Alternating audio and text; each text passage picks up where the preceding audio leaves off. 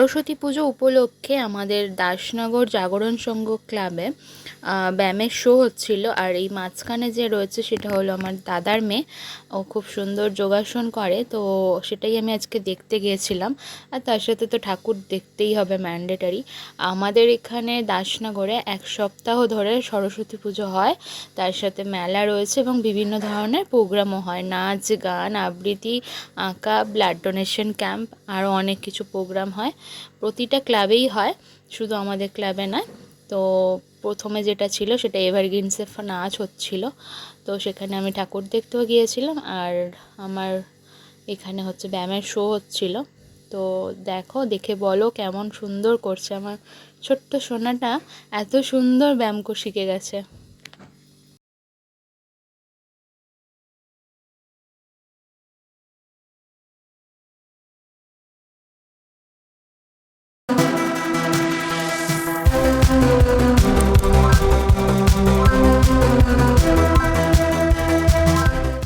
এটা হলো হাওড়া দাসনগরের ঐতিহ্যময় সরস্বতী পুজোর প্যান্ডেল। তো আমি এখন রয়েছি এভারগ্রিন ফ্রেন্ডস ক্লাবের ঠাকুর দেখতে এসেছি।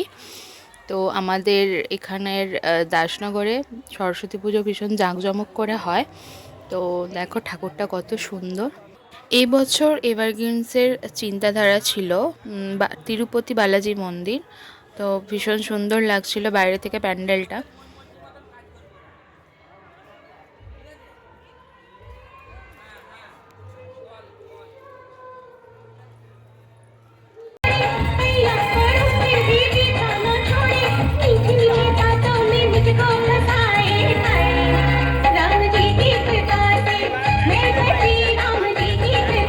রাস্তার দুধারে তো মেলা বসেইছে। তো আমি এরপরে যাচ্ছি তরুণ সঙ্গের ঠাকুর দেখতে। আগে যখন ছোট ছিলাম আমরা, তখন আরও বড় করে মেলা হতো। যেহেতু এখন মাঠের ভিতরে খেলাধুলা হয়, তো তার জন্য আর সেইভাবে ভিতরে মেলা বসতে দেয় না, তো রাস্তার ধারেই হয়। আর এই বছর গিয়ে দেখছি যে মাঠে তবু কিছু দোকান বসেছে, সুন্দর সুন্দর পুতুল, বাচ্চাদের খেলনা, আরও অনেক কিছু। আর তো এখানে কিছুটা মেলা দেখে চলে গেলাম ঠাকুর দেখতে। অনেক রকমের ব্যাগও বসেছিল। তো এই তরুণ সঙ্গের প্যান্ডেলের চিন্তাধারা ছিল মানত। তো আমরা যেরকম ঠাকুর যে কোনো জায়গায় গেলে দড়ি বেঁধে মানত করি, সেরকম ছিল।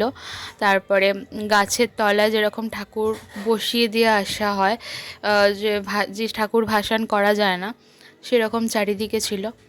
বেশ সুন্দর অ্যাম্বিয়েন্স লাগছিল। আমাদের এখানে কিন্তু বহু দূর থেকে লোক ঠাকুর দেখতে আসে, কারণ এখানে যেহেতু অনেক জাঁকজমকভাবে হয়, প্রায় দুর্গা পুজোর মতনই এখানকার পুজোর বাজেট থাকে সরস্বতী পুজোর।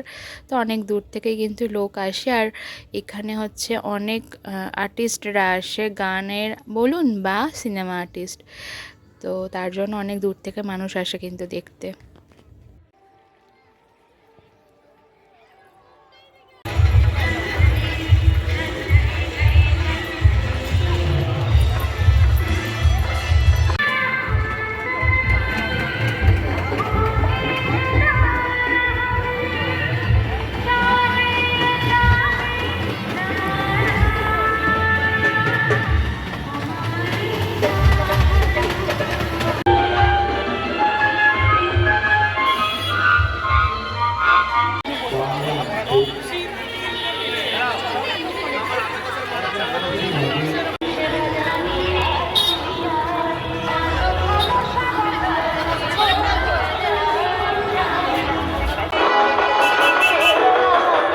এরপরে গেছি ভাই ভাই মিলন সঙ্গে ঠাকুর দেখতে। তো এইখানের চিন্তাধারা ছিল রুদ্রধারীতে বিনা পানি। তো এখানেও হচ্ছে প্রতি বছরই জীবন্ত মডেল হয়। তো সেইভাবেই আগে হতো কি, বেশিরভাগ ভূত এরকম হতো।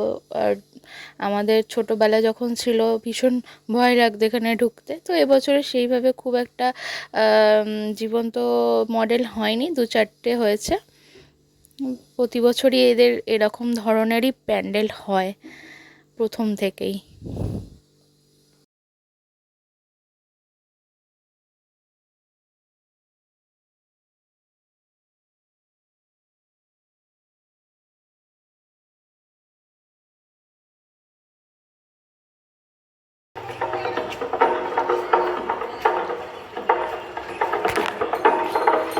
এই লাইটগুলো হচ্ছে আমাদের ক্লাবের ঢোকার মুখের লাইট। বেশ জানি না ফটোতে কতটা সুন্দর লাগছে, বেশ সামনে থেকে আরও সুন্দর লাগছিল। আমাদেরও প্যান্ডেলটা ভীষণ সুন্দর হয়েছে, পুরোপুরি বেত দিয়ে তৈরি। চারিদিকে যে মডেলগুলো হয়েছে, আর হচ্ছে লণ্ঠন দেওয়া ছিল, যেগুলো এখন প্রায় দেখাই যায় না। আগেকার দিনের মতো যে লণ্ঠন জ্বলতো সেই লণ্ঠন দেওয়া ছিল। আর ঠাকুরটা তো কোনো কথা হবে না, প্রতি বছর আমাদের ঠাকুর ভীষণ সুন্দর হয়। ভিডিওটা কেমন লাগলো জানাতে কিন্তু একদম ভুলবেন না। যদি ভালো লাগে একটা লাইক করবেন, আর চ্যানেলে নতুন হয়ে থাকলে অবশ্যই কিন্তু সাবস্ক্রাইব করে পাশে থাকবেন। ধন্যবাদ ভিডিওটা পুরোটা দেখার জন্য।